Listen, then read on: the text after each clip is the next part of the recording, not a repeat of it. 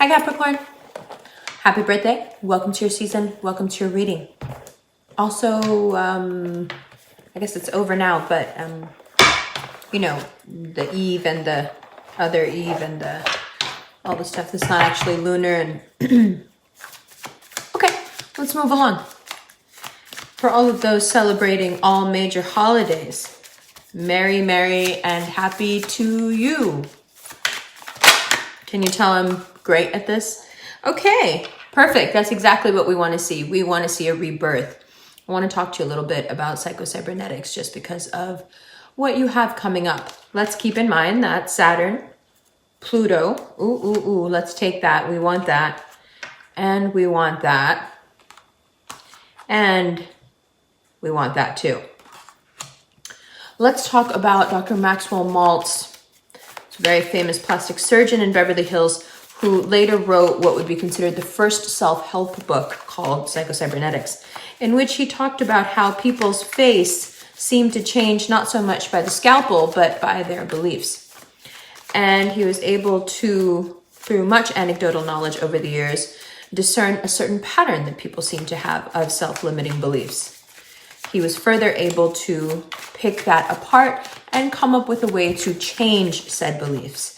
If there was a time for you to redo your cybernetic settings, and I can go into what that means more, but you could just as easily listen to the podcast episode called Cybernetics, or join the RevFam book club, where they have already read the book and have been talking about it for a while. 7 of Pentacles, also what we want to see, and Ace of Pentacles. Okay, so a cybernetic system is like climate control. You set it at a certain degree and the air conditioning and the heating is going to cut on and off according to what that temperature is set at. You also have cybernetic settings, but you have wetware instead of hardware. Your settings are developed very early in life. Very often we don't have the astrological magic to do much in terms of changing our settings, because once they're formed by about 5, the box closes and it is sealed tight forever. This is of course done for your best interest and for your survival, because if your basic programming could be changed so easily or ever, it might keep you from surviving. The thought process there being that from 0 to 5 you learned how to survive instead of being traumatized. Now we know that's not exactly how it works. So here we all are. If there was ever a time for you to get into that lockbox and be able to do something about your settings, which everyone has settings that they would like to do something about, this is the time. Let me show you why. So, the Death card and the Lover's card. Sex and death. Love and death. Love and rebirth. Birth and rebirth. It's a beautiful time in terms of love, but only because you are different. You really are. You're not pretending to be different. You're not trying to be different. You just feel different. Now, the holdup is that what you feeling different has in store for you is wonderful. Wonderful. Except how long are you going to allow yourself to have it before your self-limiting beliefs, 4 of Pentacles, kick in and start convincing you that you're not worthy of it?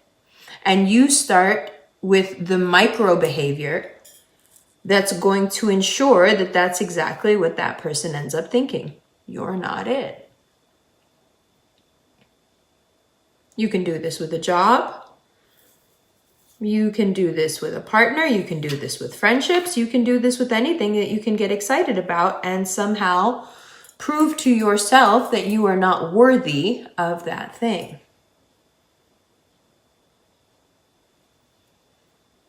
Now, in 2020, you get a really good look at the fog that's in your way. And I suggest, instead of dwelling on it, you instead capture the moment and do what you do best.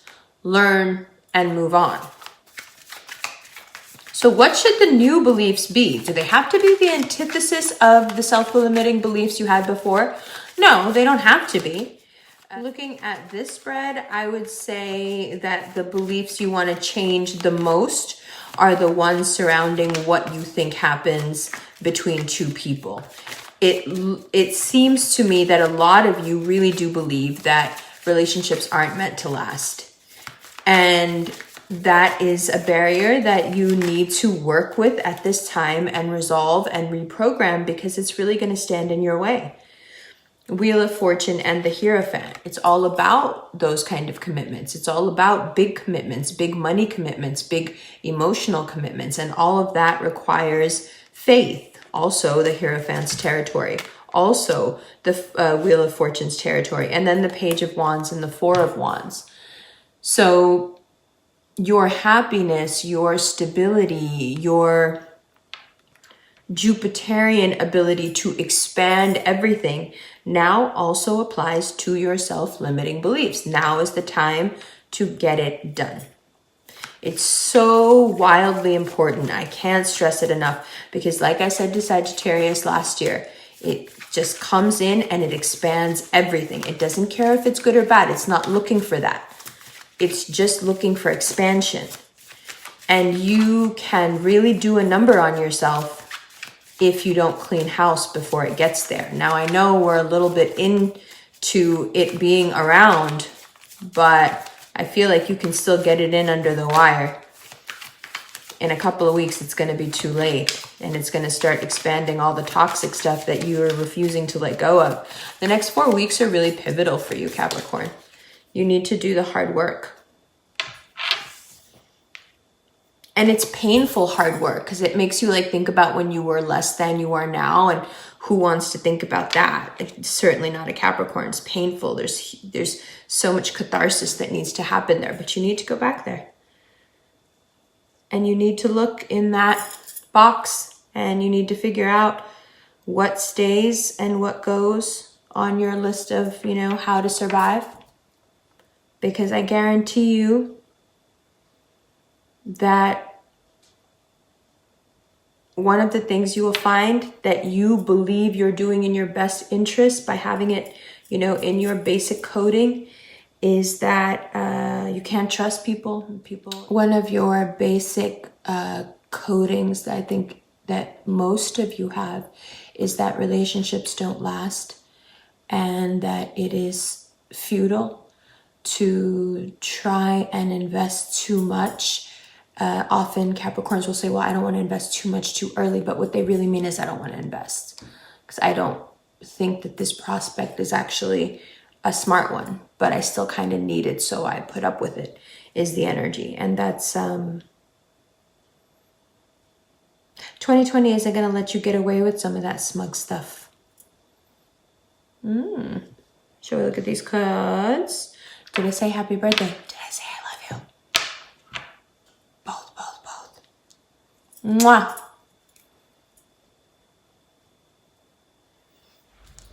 Hi, Capricorn. Welcome to the second part of your reading. All right. That stuff at the end, made you think, are relationships supposed to last?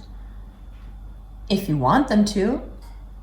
I think the struggle you're having isn't so much, do relationships last? I think it's, do they last if you live your life authentically? The Capricorn is the Devil card for a reason. What's the reason? Well, it just seems like no matter how normal you think you are, or you appear to be, there is always something about you that seems to shock people. Usually, they make the mistake of assuming that it was something hidden, when really it's not so much that you hide, as that you're just not very forthcoming if you don't think the person is supposed to be privy to whatever it is that you're keeping to yourself. Privacy and hiding are very different, right? So, here we are looking at 2020 as a whole, but also January, but also 2020. And what we see is that there is great potential for rebirth, love, marriage, but also the stubbornness that comes with too many good things at once. Capricorn is risk averse even when they're at their weirdest and kinkiest. And for a lot of people, that's a contradiction in terms they just can't reconcile. Again, of course, I feel uniquely qualified as a Gemini to speak on your behalf when it comes to duality. The Capricorn ability to climb all the way to the top of the mountain, therefore being extremely risky, is the same Capricorn who has his, for her, his, her, or their Four of Pentacles moments where they're risk averse and their need for a certain cardinal earth stability meet.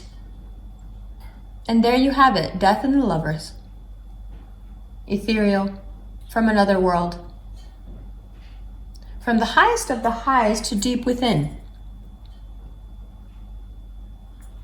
And right next to that, you have the Capricorn dream, Three of Pentacles, something that works smoothly, beautifully, perfectly. And next to that, you have the Capricorn downfall. I need it to stay this way, and if it doesn't stay this way, I don't know what I'm going to do. But if I put that need out there, this thing is not going to be able to hold the weight, and it will fall. And 2020 comes around and says, no, that may be how it has been, Capricorn, but it is no longer. Seven of Pentacles, Ace of Pentacles instead. And you backtrack halfway through the month and say, no, Seven of Cups. And the universe comes back at you and says, no. Seven of Pentacles, Ace of Pentacles, Wheel of Fortune. Now by this time, at the end of the month, you're getting the idea. Oh, Hierophant? Yes, exactly. And things start to flow. They're slow. They're going to be slow. But you want them to be slow. And I'll tell you why.